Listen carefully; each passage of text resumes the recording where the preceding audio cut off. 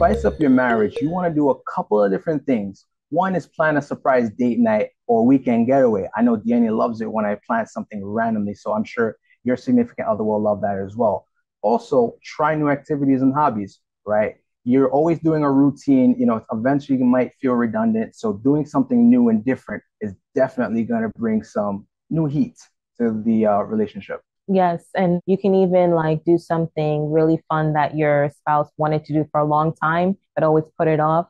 That goes along with surprising them and being spontaneous. It's just shaking up the mundane routine that you normally do. Like not even just traveling, just doing like what you said, do another activity or just find a new hobby together, like where you both can learn together and grow together. And then to wrap it all up, keep the emotional connection strong between you two through meaningful and heartfelt conversation. That's probably one of the biggest things: communication, conversation, comprehension.